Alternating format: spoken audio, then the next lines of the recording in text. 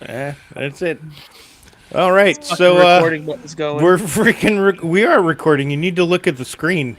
Oh So, my Get fucked, nerds. be, bienvenidos, los dirty sliders. I'm back from Mexico. Clearly, I missed the hell out of this last week, but we got a lot going on. It was a good show last week. We're gonna start it off with Raz over there. He's got some stuff for us. What do we got, Raz? Well, we're going to try a little bit different format this time around. We're just going to have a little discussion rather than trying to report on a bunch of news and stuff.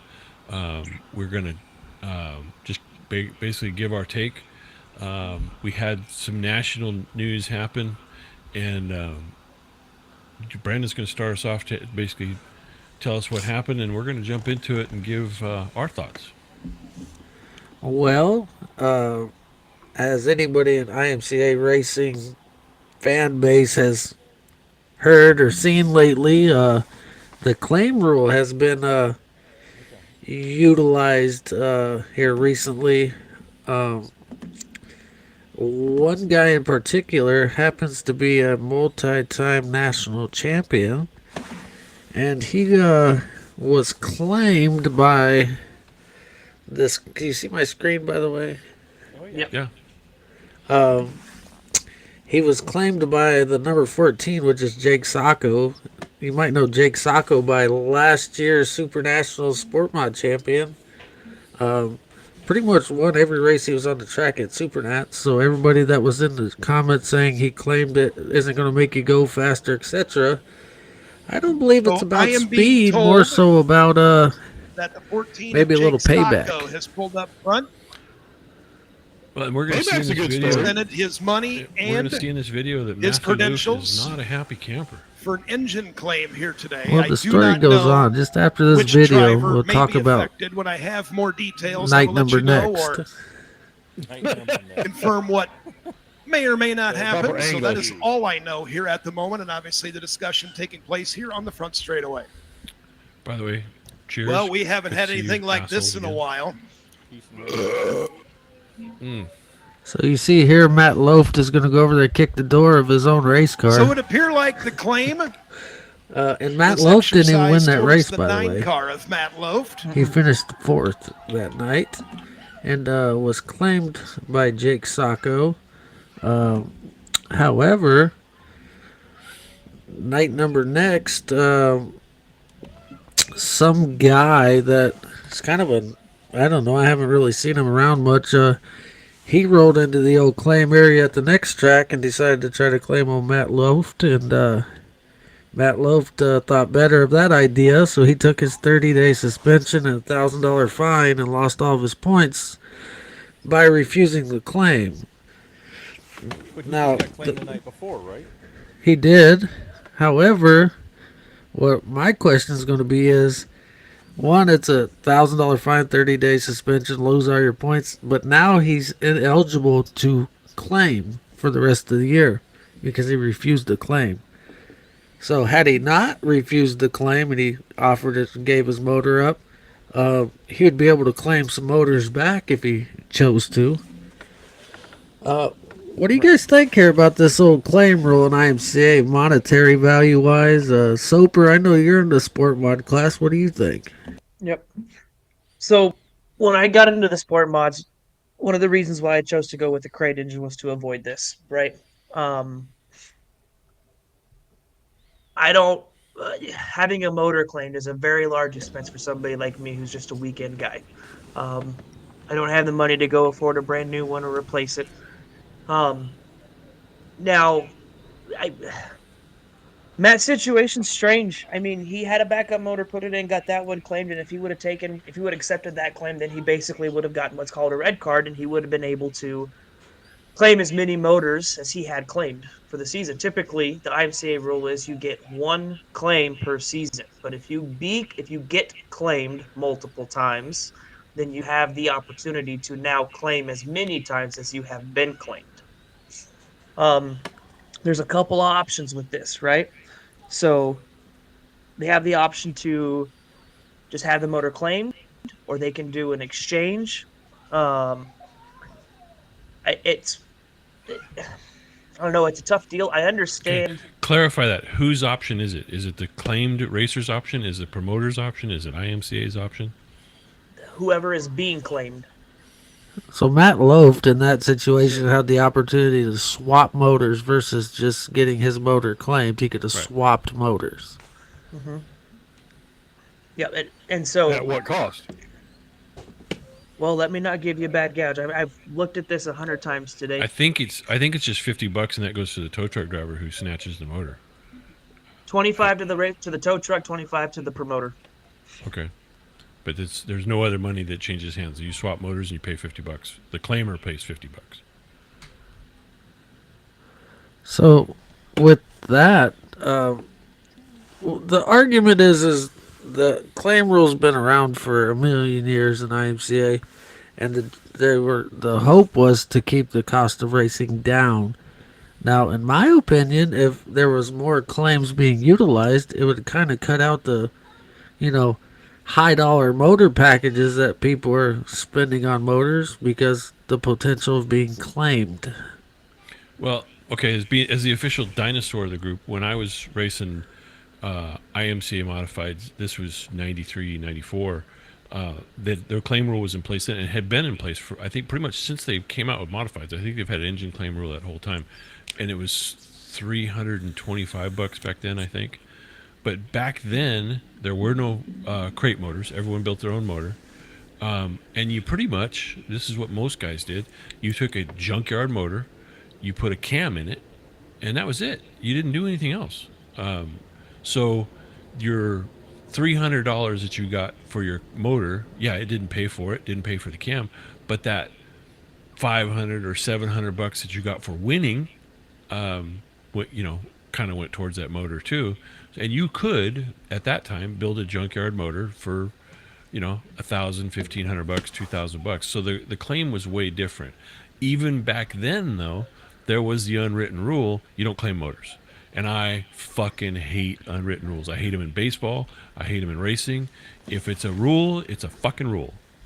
I mean, I know growing up, we as kids, if an out-of-towner came to the racetrack two weeks in a row, he's going to claim somebody because you had to race twice at one track, back-to-back races, in order to be eligible to claim somebody.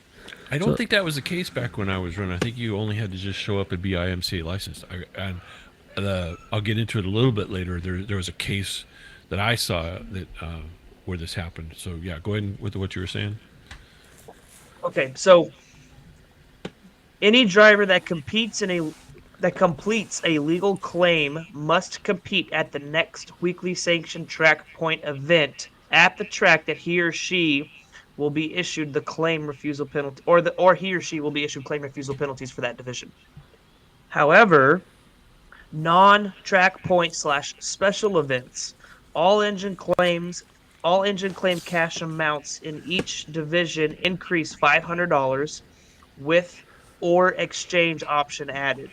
For example, during a special hobby stock event, the claim would be $1,050 or an exchange. So that's where that engine exchange comes in. So if this event that Socko claimed Looft at was a weekly deal, he doesn't get the option for the swap. If it was a special event, then he gets the option for the swap. Now, Jake, if he claims Matt's motor at a weekly show, Jake has to go back to that track the following week and compete with that motor for points that next week. And Or he get gets his issued- and get his shit junked in that race. Every driver on that track will be running into him. Well, so Potential. my deal with that is like Dylan Richards, for example. We talked about him on this show with the IMCA hobby stock. He's got like 28 wins on the season. He got a shocks claimed a couple races ago, and shocks are way cheaper than an engine claim. I think they're what, 25 or $50 in a hobby stock. $50 a shock. $50 a shock. Lost to shocks, but I mean he's still out there winning, and nobody's getting junked. I just think the rule used to be utilized a lot. It kind of went dormant for a while, and now it's starting to come back, and more. I think more so now that you're going to see it more often because some of the predominant names that are kind of utilizing the caveat. Well, what's it cost nowadays for an open motor in IMCA modified? Okay, so if you're looking at a mid-state machine for a sport mod, you're in the ballpark of $12,000 to $14,000. Now, is that an open motor or is that a massaged That's crate an motor? that's an open motor. Okay. Don't they have the new spec engine also for IMCA modifieds? Spec engines are for the modifieds. They snap. So they have them. We talked about this during Winter Nationals. They have them on Speedway. I'll tell you how much it costs off Speedway. So IMCA what's the spec. difference between a spec engine and a crate engine? Spec is a little bit stouter than a crate, less as stout as a open motor, but you get the benefit of adding a 3-inch spoiler on the back of the car or a 2-inch spoiler on the back of the car with a spec motor. So the deal with IMCA is if you run a crate or a spec motor, you get your little wing on the back of your car. Well, it's Now- The crate motors and the spec motors are not claimable, and the spec motor on IMCA goes for $12,500. Unless Now- you go from a crate to an open motor, correct? If you swap in so- mid-season, No, if you claim a crate, if you claim an open motor and then swap to a crate later in the season, now the crate is claimable. But you had to have claimed an engine in that season, in that calendar year season. I Okay, thought if you went from one to the other, then it was claimable that way. Just They changed just to clarify what we're talking about, because we probably should have established this in the beginning.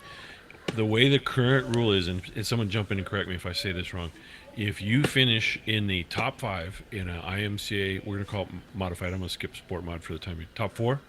So top 4 in the main event, you have to stop on the front stretch, and I think it's 2 minutes. You have to sit there and wait for someone to come up, and someone has to come up with the cash in hand and the IMCA competition license, and only the driver who finished on the lead lap in that main event is eligible to come up and claim an engine. Is that right? Correct. Now, Correct. the other thing to clarify, what goes with the motor? Because it's not everything. It's not, No. air cleaner to oil pan. No, so it is, because I have that pulled up as well. And if we want to stick with modifieds, we'll stick with modifieds here. Sport mods and modifieds, they all run the same claim rule. So, engine claim does not include flywheel, clutch, pressure plate, bell housing, breathers, carburetor, starter, motor mounts, oil tip sending units, fan and pulleys, clutch ball, clutch arm, throwout bearing, dipstick, water pump, fuel pump, rod and plate, distributor, plug wires, water outlet and restrictor, and the headers. So the intake manifold was on that list. Is that right? Nope. Intake goes with it. Intake manifold goes to oil pan, and then the timing cover to the back of the motor, to Right. not include the flywheel. Anything after the flywheel and aft, or flex plate and aft, is not claimable. So kind of an extended long block. The way it used to be in my day was if it was all the accessories went, unless they were on the back of the motor being driven off the transmission, which is how a lot of this stuff came to be, where all the power steering pump and fuel pump and everything driven off the back of the engine came to be. I think under current IMC rules, you have to have a push rod fuel pump, right, mounted on the side of the block. Is that required by rule? Mm-hmm. Okay. So you're getting a lot of stuff, but what you're not getting is a lot of stuff, like the trick stuff. The carburetors on these cars are $2,000 carburetors in some cases. The custom built alcohol carburetors. Those are also claimable. I mean, Also a separate claim rule, but that doesn't go with the engine. well, so that one's a little different. And we won't get into that, but whereas a sport mod carburetor running off of regular gas, because we can't run alcohol, so a sport mod carburetor running off of 110 or 93 or whatever, that's $2,500 from competition carbs. Yeah. So that's insane. That's more than I was spending on a motor when I was doing it. Well, to me, So, it's but when it like- comes to the carburetor claims, it's any carburetor is claimable, whether it's on a crate or it's on an open motor. But the claim rule is carb for carb. So only a 4-barrel can claim a 4-barrel, and it's a swap. It's not a $50 buy it. It's a swap. 4-barrel for 4-barrel, 2-barrel for 2-barrel for the carburetors. All right. Phil had something. So it sounds to me like what they need to do, if I'm listening correctly, it's $500, or if it's a non-point special event, it's $1,050 to claim a motor, right? Yep. So it sounds to me like IMCA needs to change that number, because that is not a realistic claim for. That's not a realistic to go. If I'm going to go run and I finish on the lead lap, and my motor's time for a rebuild, and Thomas just went out there and waxed everybody's ass. I walk up, lay $500 on there, and say, okay, dude, either you give me your motor, or you're gonna get suspended for 30 days, $1,000 fine, and lose all your points, and I'm gonna get a $12,000 motor. I'm gonna, that just literally. Then all I got to do is put the accessories back on it. It sounds to me like No, IMCA needs to step up their the amount to claim the motor. no. So there's two things there. If you refuse to claim, you keep your motor. You get the $1,000 fine, 30-day Yeah. suspension, loss of all points, but you do get to keep your motor. Right. Now, the reason why it's that much money, and I watched the podcast today, specifically the one that Brandon had sent us the little claim snippet on in the Dirty Sliders chat. I watched that whole podcast. The reason why it's the dollar amount that it is because in their eyes, that is a feasible amount of money that a person would carry on them at a time. Yeah, that's fucking ridiculous. Yeah, How that in even my opinion, enters that's into the bullshit. conversation, I don't know. That's 'Cause- bullshit. So, but their argument to the whole claim thing is in 2004 they introduced the 602 at the same time they introduced the sport mods. That was the introduction of the crate motor, and their introduction of the crate motor was their counter to having a claim engine. You don't want your shit claimed, run a crate. And on that podcast, with what they said, is GM is not, as of this season, I can't speak for years past, but as of this season, GM is not paying a dime to IMCA in any way, whether it's tracks, drivers, sponsorship, the sanctioning body, none of it. They're not seeing anything from GM for those motors. But the IMCA seals that are required is what cost money and what IMCA gets, right? Yes, the IMCA seals do, but they track both the GM cap seals and the IMCA seals. And they showed pictures today in the podcast of guys using counterfeit IMCA seals on their blocks. Yeah. That's a whole separate conversation, not going to go down that road. Yeah. Well, I was about to say we don't want to go down that because we all know a guy that raced at Cocopa Speedway that had a false seal on a crate engine that he was driving for somebody else and got a hefty fine for that. Yeah, that's- not going down that that's, road. That's for another podcast. Right. Yep. Well, I still go back to is if an open motor is north of 12.5, and you choose to run an open motor, I still think that No, I a still think spec IMC needs motor to is step up. 12.5. Well, that's why I said if an open motor is north of 12.5. That's why I said north of 12.5. Then your claim amount for the motor, I'm not saying it needs to be 12.5 or higher, but it needs to be more than $500. And see- the argument of, well, because we have sealed motors, that's why they're at $500. That's a bullshit. That's bullshit. But see, I'm going to disagree with you because there's nobody stopping anybody from spending 20 grand on an open motor. You spend what you spend. It's called open, and there's only one way you're going to keep people from spending that kind of money, which is making it painful if you lose it. Back when I was racing, there were guys who were running pretty bucks up motors, but every once in a while they would throw together that hand grenade out of junkyard parts and show up at the track with it, hoping somebody claimed it. Yeah.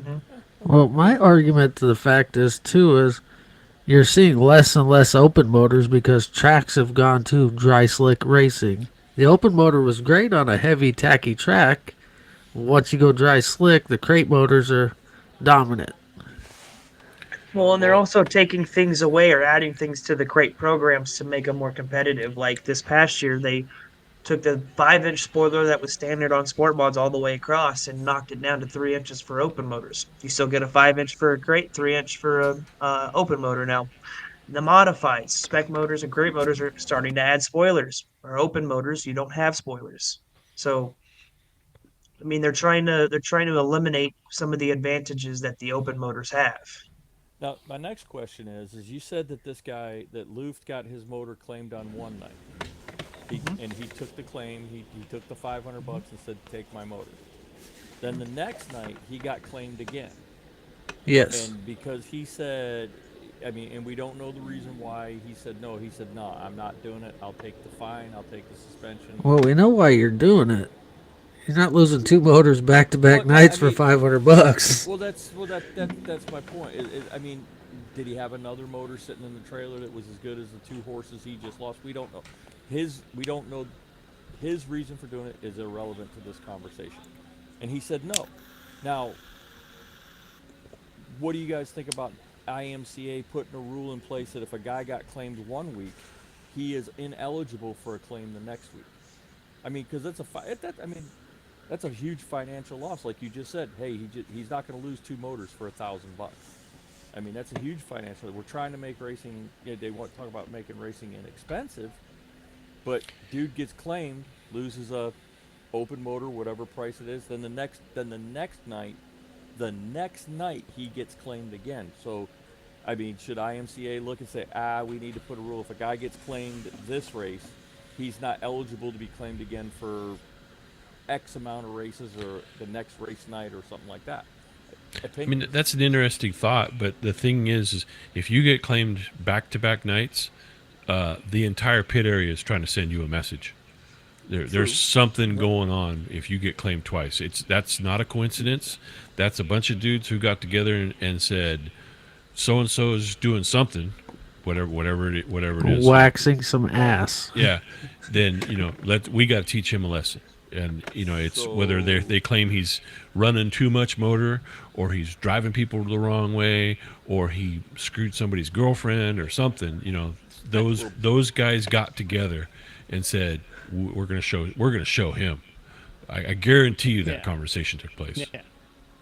And does anybody have an insight on that? So I'm kind of going the same place Raz is kind of going. I've been looking through like the procedures and the rules for IMCA, and so it says in the general procedures for this year that during any exchange claim, both items must be legal. Both exchange item must be legal. If any claimed item is found illegal, driver with illegal item is disqualified. Driver with legal item has option to accept or decline claim. Additional penalties may apply. So, kind of along Raz's line, is he doing something that they're not finding? They haven't found yet. I think Brandon and I have a couple of guys that we race against that we just haven't found why they have that advantage on us, but they do have that advantage, and $500 might be an okay way to find that out. But then, kind of becomes a he said she said once you leave the racetrack. So do they do a teardown then? Like before that motor gets transferred over, do they do a teardown? I don't know. No. Does anybody know? I mean, no, that's not part of the claim process. Is teardown. If it's going to be torn down, it's going to be torn down by the guy who claimed it. Right. And if he finds something wrong, then he can raise the red flag that says, "Hey." Yeah, and in that situation, he would probably get a hold of an IMCA official and say, "Hey, look, I want to tear this motor down. I want you there at my shop when I do it." It's probably how that would go if he really felt strongly about something that he wanted to catch. So that's what I thought with the back-to-back. Like maybe the motor he said, yeah, fine, claim it for $500. It's nothing. I didn't soup this one up, but the one I put in the next night, I want to go kick your butt, and that's my cheater motor, and I don't want you to take it for $500. And Looft said, he's like, hey, we're not running for points. He's like, screw it. I don't even care. I'm just racing this year to have fun. So take all my points. Here's $1,000. I won't race for a month. I still keep my cheater motor. So now here's not saying that's what happened, but now here's another outlook on cheated up motors and claiming rules. Super Nationals winners motors go to auction after the main events, right? A hobby stock motor last year, for example, Mike Smith, his family was trying to buy that motor, keep his motor, right? And the hobby stock motor going for like 10 grand or whatever it was. because the old man next to them that said, "I'm buying that motor." He's a opposing engine builder. He said, "I'm buying that motor. I don't care what it's going to cost me because I want to know what you guys are doing." And he bought that motor for a relatively steep price. Well, he bought that motor so he could reverse engineer it. Mm-hmm. Yeah, and he for took that motor home, and he took that motor to his shop and took it apart and looked at everything in that motor. He was on a mission. yeah, and that's research and development for him. So That to doesn't pay make us, that motor worth 10 grand. yeah, but It to just him made it worth was. 10 grand. It made it worth 10 grand to him. Another racer may not have paid 10 grand for that motor. That was a guy that just wanted to see what was going on there. Well, so my question would be is what are your guys' thoughts on that? Knowing that if you win Super Nationals, you're automatically losing your motor or having to pay for your motor to keep it. Well, you're not losing your motor because you're getting one in return. Midstate Machine stepped up this year and said they'll build motors. Carl's Custom said they would give out crate motors. So you're not out a motor. You're still getting a motor. Well, you're getting a motor, but there's a reason why some of those guys, one, don't care that they lose their motor, and you see that they don't bid on them. But then there's those guys, like I was talking about last year, that would rather keep their motor than having a brand new motor. Well, who gets the money from the auction? The It car goes owner? back and split between all the drivers and the feature. So the total prize money from that motor gets and then you divided fucked out of the evenly motor. across all the competitors. That's kind of fucked up. Yeah, I You agree. fucked out of your own motor, no matter what. Yeah, Well, you get part of your money back. You spend, Yeah, you spend, portion. you spend 15 grand on a motor. They take it out of your car. It gets auctioned off for, I don't know, let's say 10 grand, and then they split it between 20 drivers. So each driver you only get 500 back out of them. You only get paid 500, but not. Well, you get a brand new Yeah, motor. but I mean, I was gonna say you're getting your motor back, plus you're getting way more than that back in contingency shit from all those So wait a other minute, so they sponsors get and it- stuff. They take the motor out, and the guy still gets another motor. So He yeah, gets a brand new motor, yeah. you automatically your engine's okay. automatically at auction. But if you're I running a apologize. crate, they give you a brand new crate motor, and if you're an open motor, they give you a brand new open motor. I did not realize Yeah. that there was Oh, a okay. brand I new missed motor, that part. so I was like, I missed yeah, that. hold You on, this missed it just too, feels you like didn't, you're right? kissing my girlfriend and making out, and I'm getting the bill. Yeah, no. You're gonna get, Yeah. like I said, you'll get a crate from Carl's Custom, or Friesen Performance, one of the top names in the crate business, and then So you're There if you're open guy, a shouldn't be. Midstate There Machine. should not be any top names in the crate business. There should all be the same. Exactly. They should be just GM. They should be just So here's the GM. thing, okay? So here's the thing. Everybody receives the same parts. That is not a lie. Okay? Everybody receives the same parts. However, if GM sends me 300 valve springs, I'm going to test all 300 valve springs for spring rate, and then I'm going to match springs.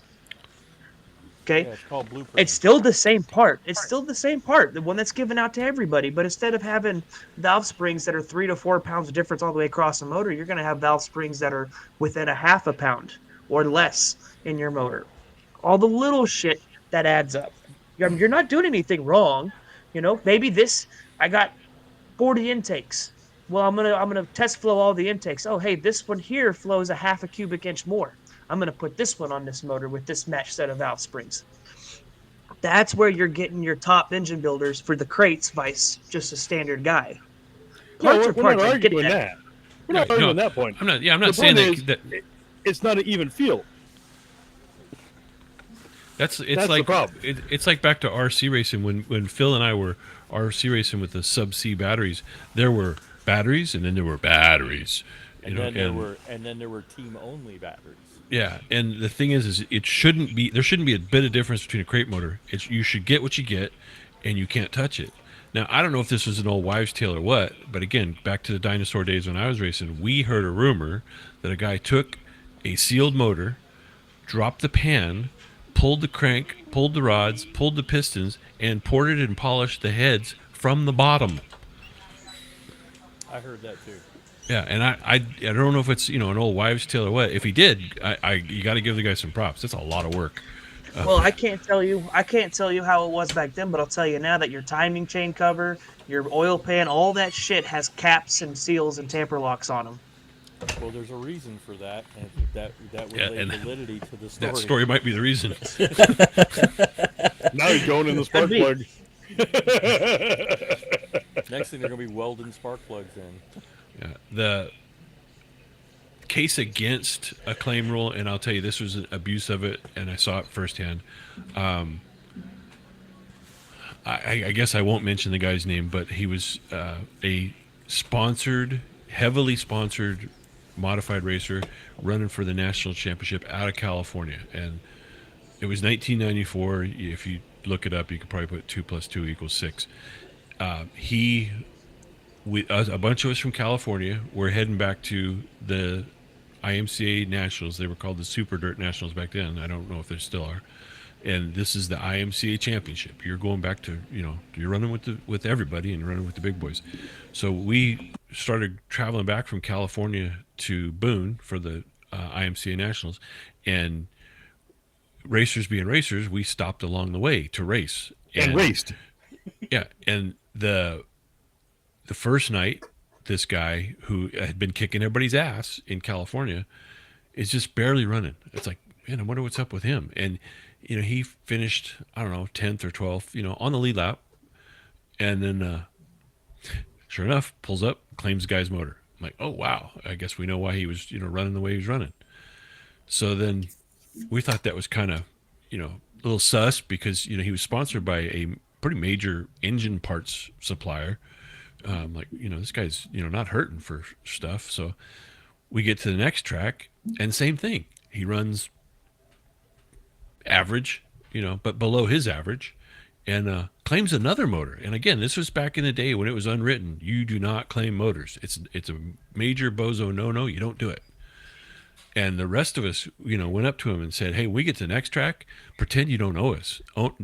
Pretend you don't know us at all, because you're going to get shot." And he ended up claiming 4 motors on the way back to nationals, and just put them in his trailer. Backup motors, I guess.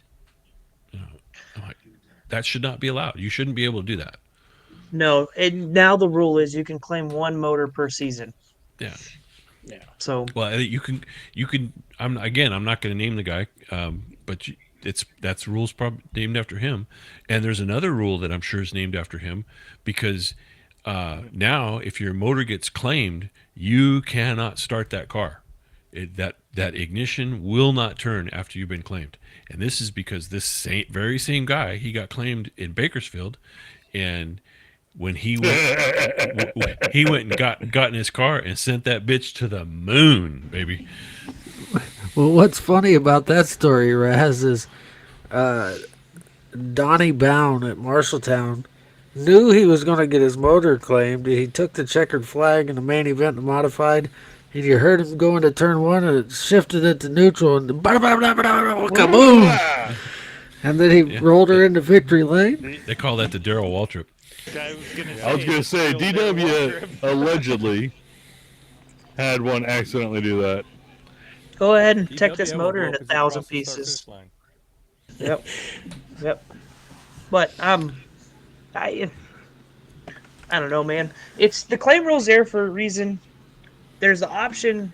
Guys have their preferences, their choices, whether they want to run open or crate, what they can afford, whatever it is. I like the crate because I'm off that list. My motor is not claimable. But everything else is still claimable, right? Your shocks, carburetor. Yeah. So the shock rule is what reads funny to me, because I can't figure out if it's $100 for a shock or all 4 shocks, or if it's $100 per shock, where it's $400 for all of them. The way the rule reads leaves that up for interpretation. I thought it was $50 for the hobby stocks for all 4 of them, and $100 for the modifieds. Modified sport mod stock cars are $100, and then hobbies are $50. But like here, I'll read the rule to you. It's the way that rule reads: shock claim procedures, IMCA modified stock cars, northern southern sport mods, and mod lights. Any eligible driver finishing 5th on back in feature that is scored on the lead lap can claim any shock for $100 from any of the top 4 drivers. 1 or all shocks may be claimed, counting as 1 claim. Well, it sounds like it's $100 per shock. The way that That's it. sounded to That's- me. I interpret it as $100 That's- per shock. Okay, And So what is $400 a basic shot cost now? $450 is what I'm paying for my shocks per shock. Per So see, shock? again, Holy they need cow. to fix the fucking route. If you get claimed, you should be able to get a legal part to replace it with. If the swap is one thing, that's the monetary value on what your time worth. But if they're going to take your shit, it needs to be at a value that you can replace it with the stock or proper item. Yeah, but nobody's holding a gun to Thomas's head and making him spend $500 per shock. He could easily spend $100 per shock. Correct, and that's the Some whole guys- idea. That's the idea behind that rule. Yeah, some guys are out there spending $2,500 per shock. Well, And you still get Shoo-wee. a $100 shock for that modified? I'm going to go Yep. back to the motor. I don't believe that in today's economy and racing, you can build a competitive motor for $500. You can't. can't get a gasket kit. That's Gasket's my point, $440 is for a small block. that- Yeah, that's you my can't. point, But is that's you I can't- think you the can't build- point you is can't replace that motor for $500. You can't get another you can't get another motor for $500. That's what I'm saying. That's why I think they need to bump that. They need to bump that a little bit. They need to fix the value. The value. I'm not saying make it all the way up there, but I'm saying or they make need it to- they need to make it like 2,500, maybe 3,000 or something like that, or make it a mandatory swap. or make it a mandatory swap. Yeah. But I'll tell you this: I ran a 351 Cleveland in my modified just to buck nobody against run the claim Fords. rule. Yeah, but to buck against the claim rule, because guys were set up for Chevys, and no one wanted a Cleveland because it had to change everything in their car. I knew a guy who ran a 500-inch Cadillac motor in his modified for the same reason. It was just to keep from getting claimed, and it was kind of cool back in the day. There were a lot of people running different stuff, but small block Chevy's king. It always has been. It's a cheap, easy motor to build. You can build horsepower in that engine cheaper than any other platform out there, and that's And why. now that Go ahead. Yep. And now that everybody wants to swap over to LS conversions for all their cars, the small block 350 is becoming more prevalent in the dirt track community. Well, you don't want me to Well, sit I'll there tell you and this: argue. there's one guy in a modified right now that's nobody wants to claim, and that's Joel Bashore, because he runs a V6 in his modified, and he's fairly fast with it. But nobody's claiming a V6, buddy. Yeah, and I think that's the innovation like that needs to be rewarded, and the idea of everybody running a cookie cutter motor. I hate that there are premium crate motor builders. Friesen's a name, Carl's is another name that they build the best. Well, they shouldn't be able to. It should be pig in a poke. You get what you get. Now, as racers are going to always be racers, they're always going to take advantage of every single gray area in the rule, and they're always going to get all that they can get. My opinion, this is just my opinion. How you eliminate that is real simple. Take the claim rule out of the crate motor, but make it a swap rule. If someone can come in and say, you know what, we're swapping motors, and there's not a damn thing you can do about it. You can refuse it and lose all your points and everything, but I think you make it the same penalty as refusing a claim, and then if you're running a crate motor, you don't lose your engine, but you're going to get somebody else's. And here's the thing: if you tricked out your crate motor, hey, sorry, bummer on you, you lost. Yeah, I agree with that. Yeah, I mean, I think on the open motor side, though, you should be able to build a motor for what you're giving in, pennies, nickels, and dimes. The whole $500 is a reasonable amount for somebody having in their pocket. Oh, bullshit. I mean, that bill goes a tire bill. That shouldn't even enter into the conversation. Yeah, I heard that on that same podcast. That's ridiculous. Because racers will carry as much cash as they need. If they know that it's going to be $15,000 to claim a motor, guess what? They're going to have $15,000 in their pocket. It's right. Well, and with today's technology, why can't they use Zelle or Venmo or Cash App or any of that shit? Other than fraud, I think it's fine. That was mentioned in that same podcast. You and I watch the same podcast, so Yeah. Yep. I think you could fix that too. Is the same thing. It's no longer a claim rule. It's a swap rule. $250 for the trouble of having to pull your motor, and then you get the other guy's motor. I think that keeps the cost under control. It saves you from having to spend a bunch of cash to get, you know, maybe possibly get some guy's $500 junkyard motor he put together for that one night. Boy, how pissed would you be if you paid 10 grand for that? Well, it's kind of funny because people used to do that. Like you said, Raz, Orville Gilbert, for example, at Marshalltown, he ran a hobby stock. He got his motor claimed, and the guy pulled his motor apart, and he had different shit all throughout that motor. And he's like, I don't even know how the fucking motor ran. Like, It was on the lead lap. So, I he mean, finished in the that's top why- 5. He got claimed. Shit. Yeah, Here's- so here's- there has to be something to control cost. The whole idea behind IMCA modifieds was that it was supposed to be a low-cost way to get into a real race car.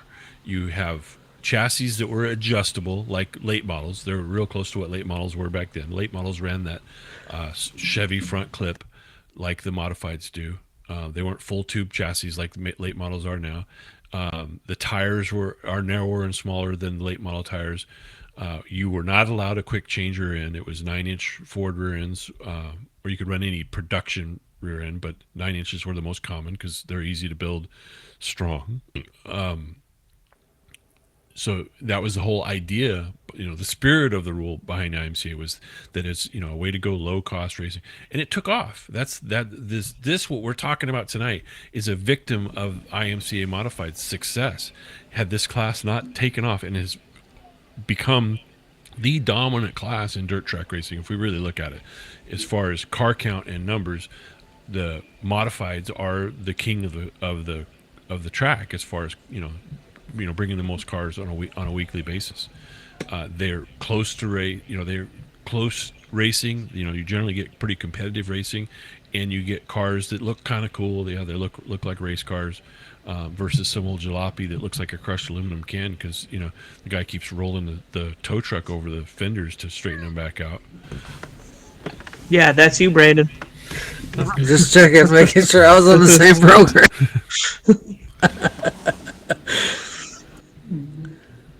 I mean, I'll admit, by the end of my hobby stock season, the side of my car looked like a ball of aluminum foil. I mean, they just. Yeah. Well, Yep. just means you're trying. Yep. But what's where do you stop the claim issue? Is the next thing going to be, well, you can claim body panels because hey, that guy's running those polyurethane body panels and they're giving him an advantage that I don't have and I can't afford them, so I should be able to claim them. There comes a point where it's got to stop for sure. Yeah. I'm with you. I like the mandatory swap. Like, hey, if you want that guy's engine, you're giving him your engine, 1 for 1. It's fair. A couple $100 for taking it out. But here's the part where that would get shitty. I, in my garage, could build a 350 Chevy that could stay on the lead lap for probably, I'm going to say $1,000. Will it stay together for the whole race? That's going to be the question. No, it will run, and it will run fast enough to stay on the lead lap. Will it run all the laps? That's going to be the question. And then now I swap that guy for that, $15,000 trick motor he's got. Yeah. Then Well, there's an tough ass- titty, said the kitty. That's, yeah. Then there's an ass whooping just outside the entry, the gate at the road. There's an ass whooping going to happen there. Well, and that's the thing too. It's your open motor that you spent, okay, let's call it 12,000. That's the number's been thrown out. That open motor you spent 12,000 on. The parts you put in that motor don't make it any more horsepower than that piece of crap junkyard motor that I put together for $1,500. They don't make any more power. Those motors would make the same amount of power. It's just reliable. What you buy with that extra money is reliability and durability. Mm-hmm. Stronger parts, forged rods, forged pistons, a balanced crankshaft, all that stuff that's going to go into a quote unquote race motor. So it's a slippery slope for sure. Yeah. Yep, I agree with that. I think one other possibility is that there should be a promoter's option to claim. There is. meaning that if there is well, Yep. that's the thing is if you have enough racers who believe that somebody's cheating, have the promoter claim his motor and tear it down. Promoter may claim for proper dollar amount any claimable item at any time unless that driver has made a legal claim in the event. Any promoter directly affiliated with an IMCA car in competition at their track forfeits rights of promoter claim. Driver claim takes precedence over promoter claim. Okay.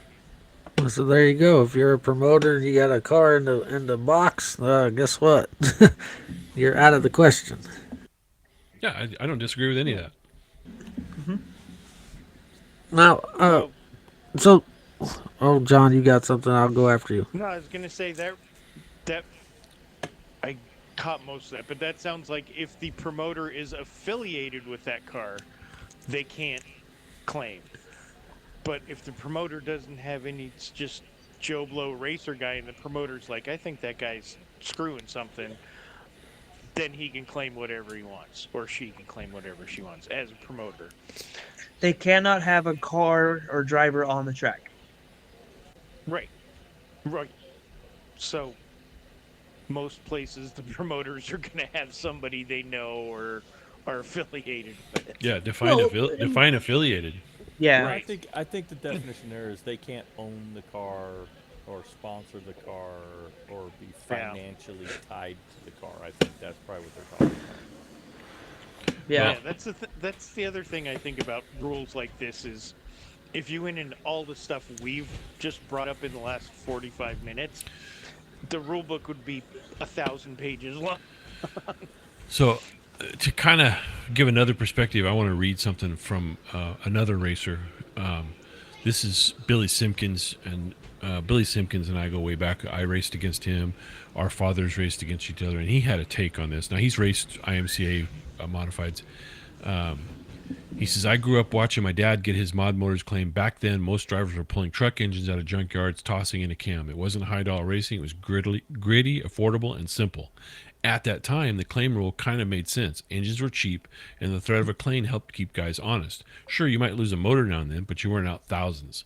But things have changed. Today, the game is completely different, mainly because of crate engines. A 602 crate now runs close to $7,000. It used to be $2,800. The 604, it was around $4,000. Now you're looking at $10,000. And that's before you send it to a builder to wring every ounce of horsepower out of it, add another $1,000 to $3,000 for that. And yet those engines are protected from a claim.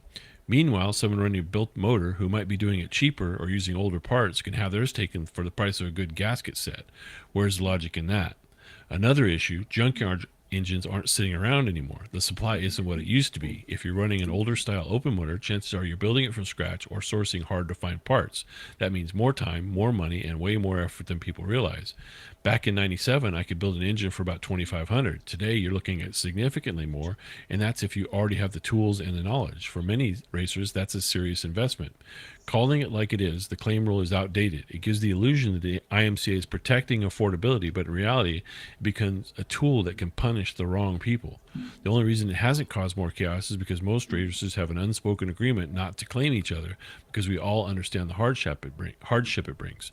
A more reasonable approach, engine swap plus $250. That extra $250 covers the inconvenience and potential damage of a used engine. It's a fairer way to handle things without getting someone's program. Look, IMCA does a lot of good for grassroots racing, but this rule, it needs a serious overhaul. Right now, it feels like a safeguard and more like a loophole for legalized theft enforced by a sanctioning body with a near monopoly on dirt racing. Billy Simpkins at Motor City Throwdown. What's everybody's thought on I that? agree. He's I not agree. wrong. Yeah. No. He's not I wrong think at all. 250 is a little light. I think if you're gonna put me through the trouble of having to swap the shit out, Yeah, keep it at $500. Because- What's wrong with that? I'm okay. We swap motors and you give me $500 because that's going to cover the gasket set. Because I'm not going to just take your motor and put it in. I'm going to go through it. Right. I'm gonna at least open the bitch up and make sure it ain't ready to rod knock and throw some out the side of the next race when I already spent, $1,500, $2,000 just to get to the next race. But I mean, it also goes back to a day back when he's talking about back when he and I were racing again. Dinosaurs. You could buy a IMCA chassis kit from Speedway for $600. That gave you all the tubing pre-bent, ready to put on a Chevelle frame. You could legitimately, if you had any kind of fabrication spills, you could build a IMCA legal competitive chassis that you were probably in it maybe $1,000 for the full chassis. You put stock front either G body or Chevelle suspension components under it, and you put a 9-inch under it. And back then you couldn't run anything that remotely resembled a coilover. We had coilover eliminators, which was a thing that had the big 5-inch springs, and then they had the shock separate. But nobody's building their own chassis like that anymore. Everybody's running a Harris or a GRT or what's the hot Longhorn. one? Yeah. Well, there's one even more hot than that. The Vilbis, Lethal. Yeah. Lethal. Razor. Lethal's the one I was thinking of. So, because I think that goes back to the 5 pounds of horse shit rule that I talked about forever, which is if Dale Earnhardt had went out and won and had rubbed 5 pounds of horse shit on the left rear quarter panel of his car, the next race you're going to see 10 guys running 5 pounds of horse shit on their car. And it's not because of the horse shit, it's because they had Dale Earnhardt. And if someone wins in a Lethal, well, there's 3 guys that are going to go buy a Lethal. Someone wins in a Harris, there's 5 guys that are going to go run a Harris. They think they're buying speed. And there's nothing stopping a half-ass experienced fabricator from building that exact same chassis in their garage. Mm-hmm. And I know there's plenty of people out there doing it. Yep. So should there be a chassis claim rule? That's a fucked off deal. How you gonna make that swap at the track? You know what? In certain classes, yeah. That little LS late model deal we're talking about, yeah. Well, that's why I like the take your Sport steering wheel. Compacts. The Sport Compact claim is the whole fucking car. Yeah. Well, and I think that's if you're talking about upgrading the claimer rule, at the same time, you need to upgrade the engine rule, which means you need to open it up to LSs. Because now a guy can build an LS in his garage that's going to be fairly competitive. Particularly the way those bottom ends are built on those motors. What are we laughing Brandon's got some excitement going on. Brandon's, Yeah, Brandon's got some Brandon's stuff on old lady walked in the room and was like, "What the fuck?" I missed that. I didn't see a chocolate come in his head, though, so I think he's... But yeah, no doubt.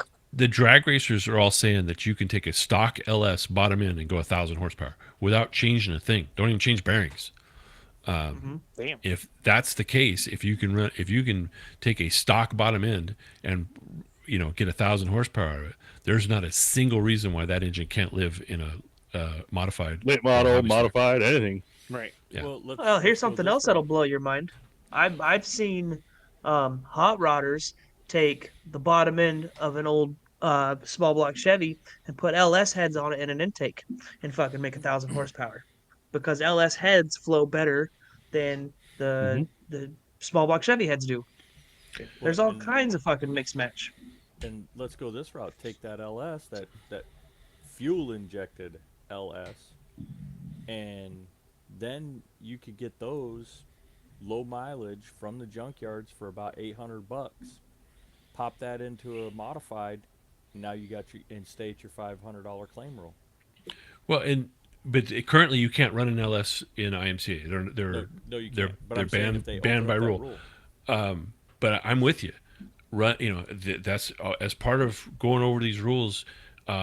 Allow fuel injection, allow electronic fuel injection, and the drag races have already led the way. They have shown that you can put these motors on E85 or on methanol, and they can run. So you could legitimately pull a Chevy Silverado engine out, put it in a modified, put a cam in it, and put bigger injectors in the thing and run it, and legit get probably 850 horsepower out of the thing. Yeah, reliable horsepower. Yeah, Right. that motor would last you a season. Yeah. And if you got that motor claimed for $550, you're going to go, hey, well, that's the price of racing. Yeah. Well, no. Remember, you're not going to get claimed. You're going to get swapped. Yeah. If they go by the way we're talking, so you're not out of motor. Yeah, you get swapped, but again, it goes back to this might be controversial, but I imagine there's a lot of engine builders are lobbying against LSs going into classes. Oh, for sure. Because a guy can go buy a stock LS and do exactly what Marshall's just talked about, or Raz just talked about. Put a cam, put bigger injectors in it, and you got reliable 800 horsepower. So, IMCA, we just fixed your problem. Allow LS motors. Yeah. Well, if Give they're, us a if call they're talking about No, wanting to no. make racing less You got to say it right. there's your IMCA, answer. we fixed your problem. IMCA. Oh, goddamn, Soper. See what happens, Soper? You get these guys going on this bullshit. IMCA, So- allow LSs.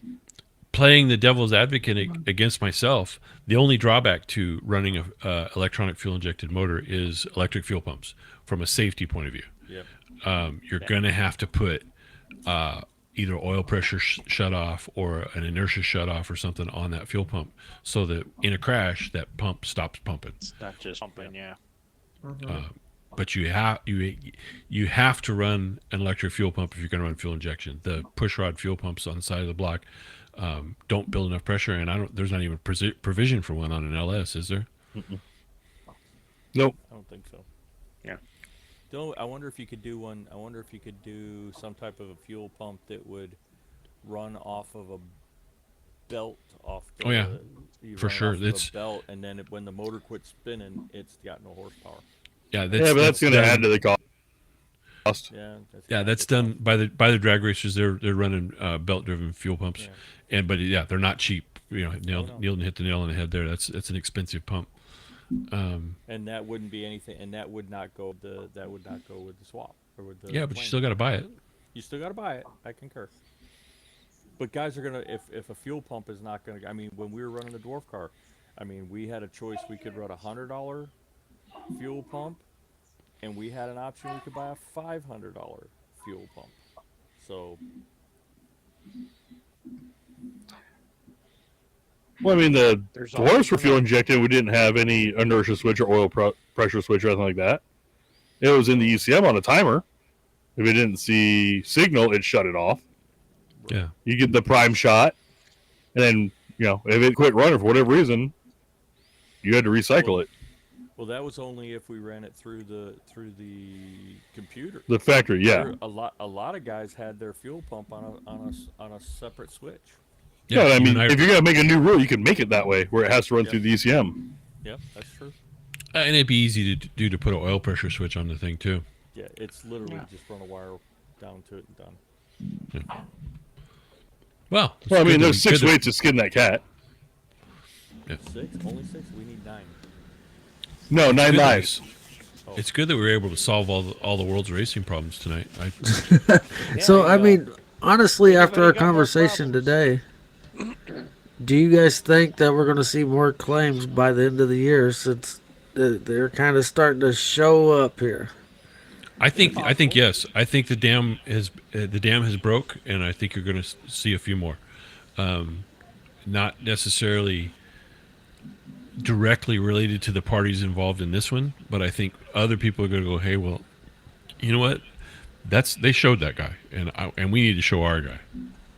Well, and so my thought on that was, obviously just an opinion, is the names that were involved there are pretty heavily dominant. Jarrett Franzen actually last year in the Sport Mods got his motor claimed, and there was only like 4 claims last year in total.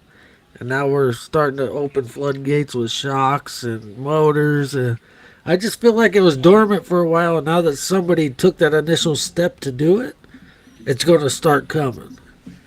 Well, I think the fact that you had Socko do it is what's gonna blow it up, because these guys are like, hey, the big name guys are claiming the big name guys, whether they're privy to the story or not. I mean, it's not documented what the grudge was, but it is documented that it was a grudge claim. Right? Well- Jake's not hurting for horsepower. He's not hurting for that thing. That's for sure. He just did it to But hurt the guy financially.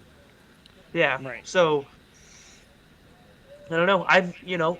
If Steven's watching this later, I made a joke with him that I would claim all 4 of his shocks for $400, and then I'd give him back, and he's got to put my sticker on the side of his car. No balls. No balls. Calling it right here. If you've made a claim at Verona Speedway just as a friendly background deal, one, it's going to be funny because I want to see if anybody knows how to handle a claim at Verona because I don't think I've ever seen one there. Oh, well, so we've talked about it at the shop, and Eric has said, you know what? With all the claims going on, I better brush up on the procedures. Yeah. Also, just completely away from claiming, Steven better be fucking watching. One of the 12 people that do watch, goddammit. Here's one thing that might happen, and think about this, guys. Here's one thing that might happen is with all the claims, if claims start going up, maybe some of these open motor guys might be like, you know what, the hell with this, I'm going to go to crate motor. Well, Thomas kind of touched on it, and the rumor is that crates are going away, that the crates are not going to be available through GM anymore. Because GM's done with it. Yeah, GM does not have a single production vehicle that runs either the 602 platform or the 604, not one.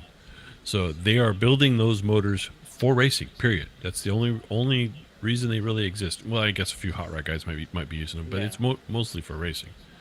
But I touched on that too. The hot rod guys are starting to go to LSs because you can get more for less money out of them. Yeah. See, IMCA, you need to go to LSs.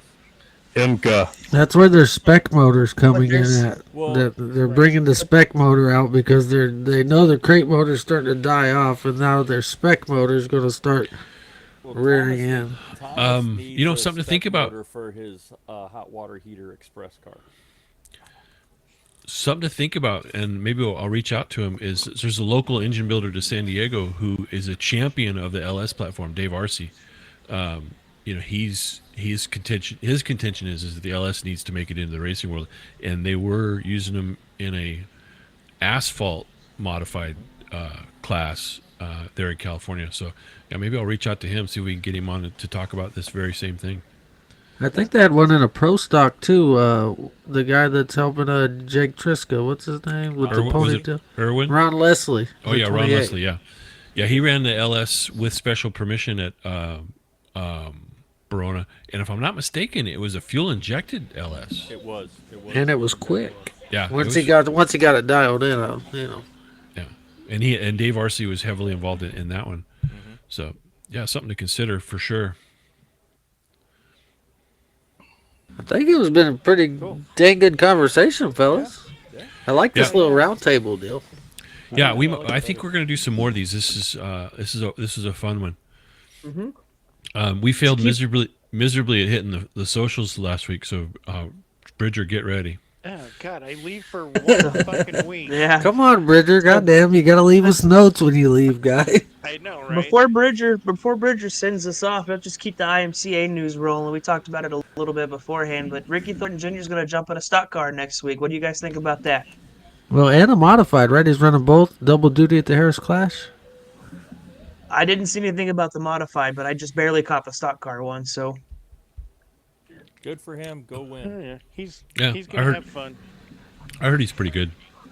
I heard he's won around that joint a few times. Something like Super Nationals or something. Brandon's got a hard on because it's in Iowa. Yeah. I'll be there in a couple weeks. Don't worry. I'll take some videos from Boone and Marshalltown. Okay, thanks. Yeah, get some interviews and fun stuff. Anyways, am I doing socials now? Are we done Yes. yapping? Okay. Dirty Sliders on Hey, wait, Facebook. one more thing. Dirty Hey, hold that. Sliders on Oh, I was just Instagram thinking, there was one more point I wanted to at make. Dirty fuck you all sliders on I'm looking that one up later. Okay, John, we're Don't going to leave you do it. alone. Start over. Hey, I heard there was a 2-day race going on this weekend at But maybe Verona. next week. Maybe Oh, next week we'll leave you shit. alone. Friday and Saturday, bro. Yeah. Friday, Saturday, 2-day and race at the Verona. modifieds. How are we Who's not lucky going to and hit gets on that Verona before we style? leave? Because we're not a Verona specific We're not podcast. a Verona specific. Well, You're here, how 3 did- Verona specific drivers and 3 former I'm not Verona racing specific next drivers. I didn't say you were. No. But you do Oh, have. to John, listen you're to- driving a modified this weekend? Congratulations, buddy. No, I said I'm not racing unless Thomas wants me to show. Well, no, I can't drive his car. I love you, John. I love you, John, but I barely fit in that thing. So good luck. Oh, Wow. Shots fired. I think he just called you. Fat. Wow. Husky. know I think he's he was called going with me Husky there. Husky. Yeah. Yep. Just because I have to shop at Sears and Roebuck Husky freaking corduroy section.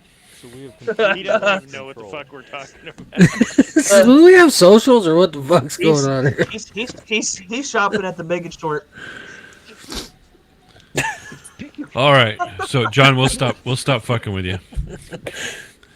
Dirty Sliders on Facebook, at Dirty Sliders on X, and Dirty.Sliders on Instagram. Thank you. What about Patreon? Do we got Patreon? Patreon. Patreon.com Dirty Sliders Podcast. Yeah. Head over there. We'll get some. Brandon and I will be getting some exclusives, hopefully, from the race Thomas is talking about. Summer Shootout. IMCA Summer Shootout at Verona Speedway. I'll be behind the mic. Sponsored by your what a- hot water heaters. What about OnlyFans? I don't know what Thomas's OnlyFans is. Do you? That's Raz's photo shoot in his Oh, yeah. gold bikini on top of a microwave or something. No, I'm still waiting for my Princess Leia Raz Cinnabons for my car when I get back to racing. All right. Gotta talk to Terry about that. Great show, guys. If you enjoyed this show, share it. Send it to a friend because we could really use a little boost in the audience. We're trying to make something out of this, and we need your help. Like, Heck comment, yeah. subscribe. If you hate it, tell us because we're going to change something if it doesn't work. Yeah, we'll get rid of Phil anytime. Kidding. Bye, guys. I'm kidding. All right. Have a good night, boys. See ya. Good night, everybody. Good night. Guys. Big and short.